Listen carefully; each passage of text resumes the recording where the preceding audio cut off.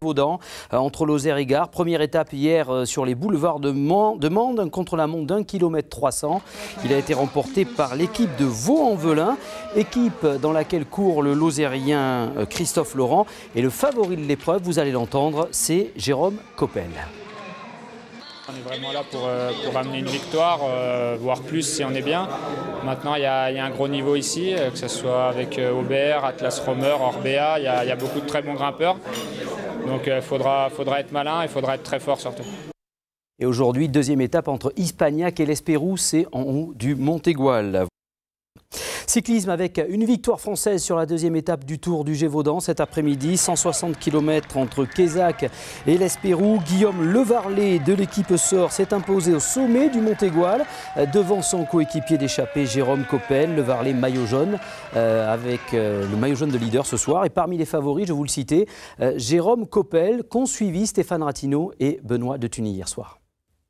Des idées plein la tête, des reliefs qui se dessinent, des bras qui peut-être se lèveront.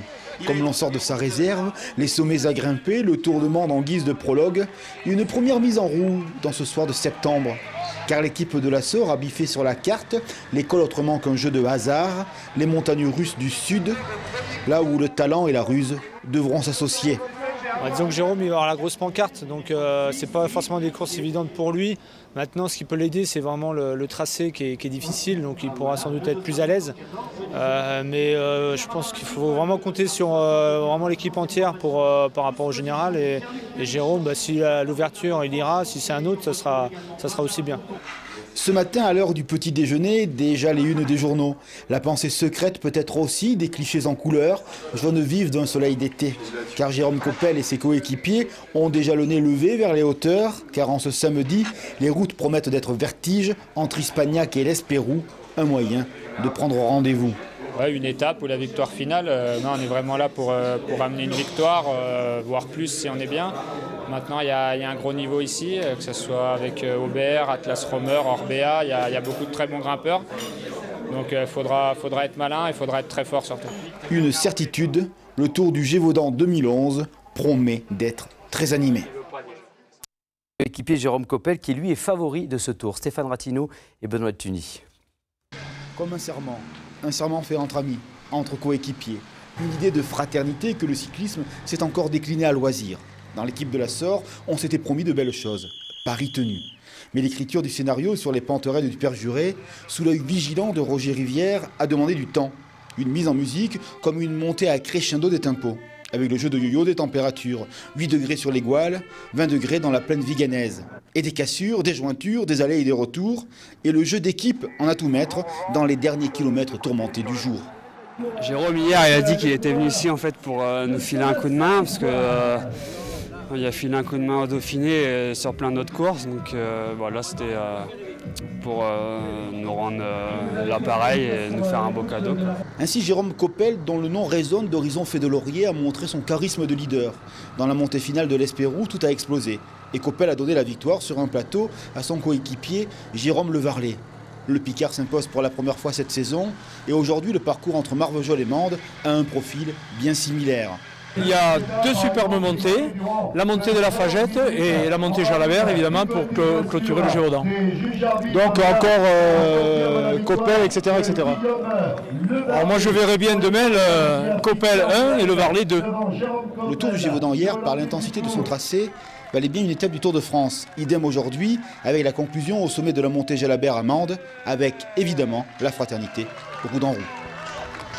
Montpellier se sont inclinés cet après-midi à domicile face à Saint-Étienne 1-0. En cyclisme, il était favori, il a été au rendez-vous. C'est le Français Jérôme Coppel qui a remporté cet après-midi la dernière étape. Et par la même occasion, le Tour du Gévaudan en s'imposant à Mende au sommet de la difficile montée Jalabert, du nom de l'ancien coureur. C'est Christophe Laurent qui avait animé le début de l'étape.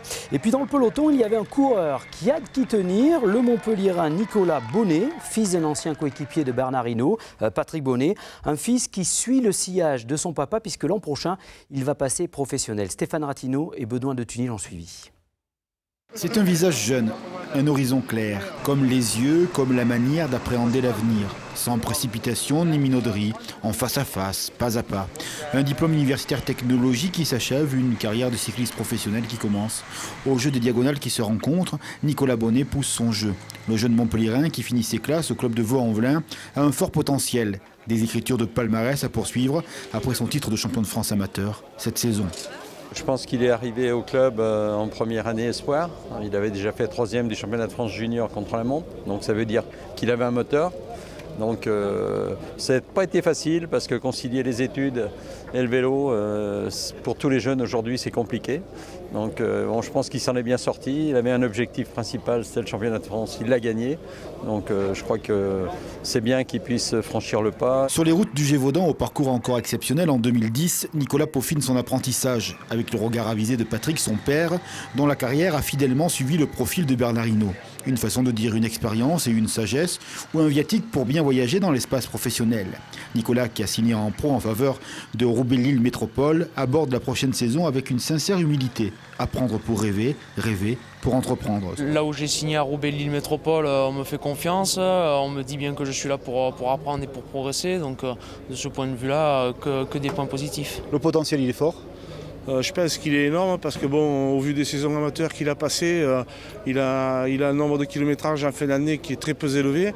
Avec les études qu'il a fait, donc automatiquement il n'avait pas assez de temps et je pense que le potentiel va être énorme à développer. Ce vertige des routes du Gévaudan, presque un adieu à ce que fut son passé amateur, a montré à Nicolas Bonnet et l'âpreté et le bonheur de la conquête des sommets. Bonne soirée.